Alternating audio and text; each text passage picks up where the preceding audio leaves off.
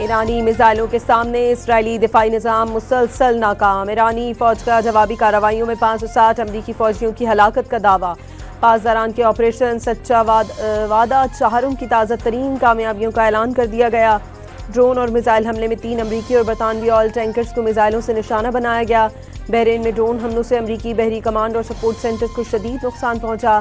Manama میں امریکی فوجی اڈے پر ایرانی میزائل حملے نے تباہی مچا دی۔ مسقط کے قریب امریکی بحری جہاز پر بھی بمباری۔ میزائل اور ڈرون حملوں سے کویت میں امریکی بحری تنصیبات بند ہو گئی۔ پاسداران انقلاب کے مطابق امریکہ کے طیارہ بردار جہاز ابراہیم لنکن کو 4 میزائلوں سے ہدف بنایا گیا۔ اسرائیل کے علاقے کریاتونوں پر ایرانی میزائل گرا دیے گئے۔ یروشلم میں بھی ایرانی میزائل نے تباہی مچا دی۔ امریکہ کا ایران کے خلاف فوجی آپریشن میں اپنے فوجیوں کی ہلاکت کا اعتراف۔ امریکی سینٹ کام کے مطابق ایران کی کارروائی میں 3 امریکی فوجی ہلاک اور 5 زخمی ہو گئے۔ کچھ اہلکار شیل کے ٹکڑے لگنے سے معمولی زخمی ہوئے۔ امریکی سینٹ کام کا کہنا ہے کہ امریکی بحری بیڑا ابراہیم لنکن ایرانی میزائلوں کا نشانہ نہیں بنا۔ ایرانی میزائل بحری بیڑے کے قریب تک نہیں آ سکے۔ The entire military command is gone as well, and many of them want to surrender into saving their lives. They want immunity. They're calling by the thousands. Combat operations continue at this time in full force, and they will continue until all of our objectives are achieved. We have very strong objectives. صدر Donald Trump کا امریکیوں کی موت کا بدلہ لینے کا اعلان۔ امریکیوں کے مزید جانی نقصان کا خدشہ بھی ظاہر کر دیا۔ دعویٰ کیا طویل فاصلے تک مار کرنے والے میزائلوں اور جوہری ہتھیاروں سے لیس ایرانی حکومت ہر امریکی کے لیے سنگین خطرہ ہوگی۔ پاسداران انقلاب اور ایرانی پولیس کو ہتھیار ڈالنے کی وارننگ دے دی۔ خبردار کیا کہ ہتھیار ڈالیں یا یقینی موت کا سامنا کرنے کو تیار ہو جائیں۔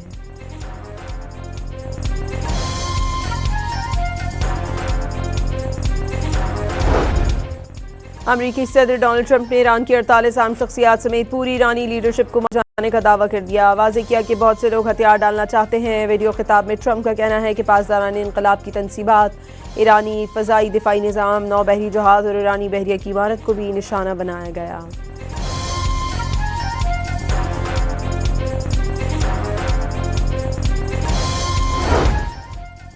میزائل حملوں کے بعد امریکی بحری بیڑا ابراہیم لنکن اپنے مشن کے علاقے سے فرار ہو گیا۔ پاسداران انقلاب کے مطابق ابراہیم جنوب مشرقی بحر ہند کی طرف بڑھ گیا۔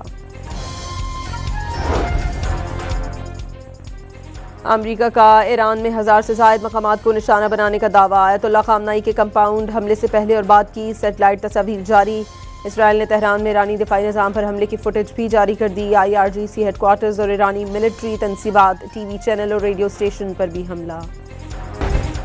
امریکہ میں 27% افراد نے ایران پر حملے کی حمایت اور 43% نے مخالفت کر دی۔ سروے کے مطابق ایران پر حملوں سے صدر ٹرمپ کی مقبولیت کا گراف بھی 1% گر گیا۔ 44% آزاد ووٹرز کا کہنا ہے کہ اگر تیل اور گیس کی قیمتیں بڑھیں تو جنگ کی حمایت نہیں کریں گے۔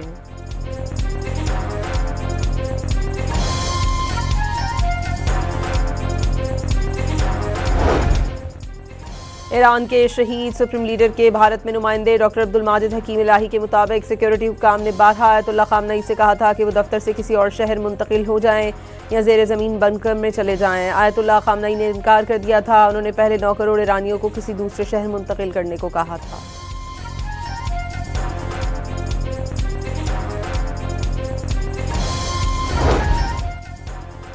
خلیجی ممالک کا ایرانی حملوں کا ضرورت پڑنے پر جواب دینے کا اعلان۔ GCC وزرائے خارجہ کے ویڈیو لنک اجلاس میں مشترکہ رد عمل سے متعلق تبادلہ خیال۔ حملوں سے ہونے والے نقصانات کا جائزہ لیا گیا۔ اپنی سلامتی اور استحکام کے دفاع اور شہریوں کے تحفظ کے لیے تمام ضروری اقدامات کریں گے۔ مشترکہ اعلامیہ جاری۔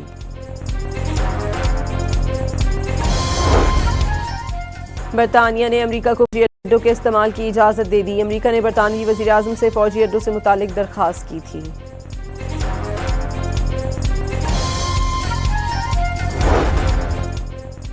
ایرانی حملوں کے بعد UAE کا تہران میں سفارت خانہ بند کرنے کا اعلان۔ اماراتی وزارت خارجہ کے مطابق ملکی سلامتی اور خود مختاری کے تحفظ کے لیے سفارت خانہ بند کیا گیا۔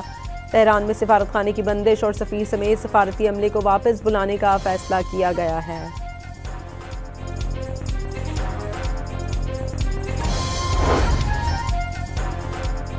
متحدہ عرب امارات میں پاکستانی سفارت خانے نے کونسلر خدمات 3 مارچ تک معطل کر دی۔ سفارت خانے کے مطابق فیصلہ کمیونٹی ارکان اور عملے کی حفاظت کو یقینی بنانے کے لیے کیا گیا۔ امریکی سفارت خانے نے ابوظہبی میں 2 سے 4 مارچ تک معمول کی کاؤنسلر سروسز معطل کر دی. شہریوں کو خوراک، پانی اور ادویات ذخیرہ کرنے کا مشورہ.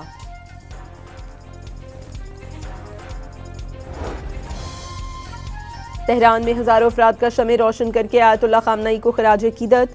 آیت اللہ خامنہئی کی تصاویر اٹھائے مظاہرین گریہ زاری کرتے رہے.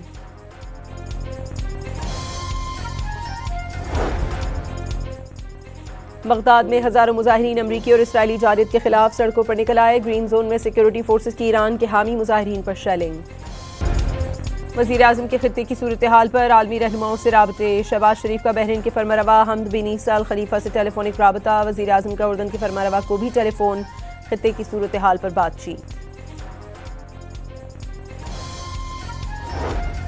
مشرق وسطی میں کشیدگی کے باعث خطے میں معاشی دباؤ. یو ای کا آج اور کل سٹاک مارکیٹس بند رکھنے کا اعلان.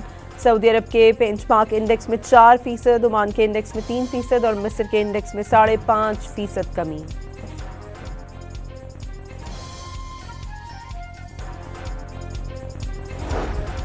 مشرق وسطی کشیدگی کے باعث عالمی مارکیٹس میں تیل کی قیمتوں میں 10% تک اضافہ. برینٹ کروڈ آئل کی قیمت بڑھ کر $80 فی بیرل تک جا پہنچی. ماہرین کے مطابق تیل کی قیمت $100 فی بیرل تک بڑھ سکتی ہے.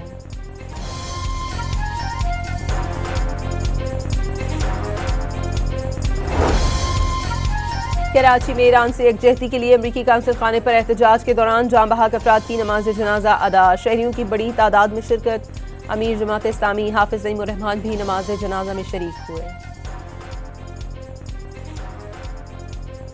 جو ناگوار خبر امریکن قونصلیٹ کے باہر سننے کو ملی ہے، یہ انتہائی تکلیف کی بات ہے، انتہائی دکھ کی بات ہے. شہید ہو جانے والوں کے خانوادوں کو صبر کی تلقین کروں گا اور آپ سب سے اپیل کروں گا کہ اس موقع پر باہمی اتحاد اور الفت، باہمی یکجہتی کو مضبوط بناتے ہوئے ہم اپنی اس غم کا اظہار غم حسین کی صورت میں کریں گے.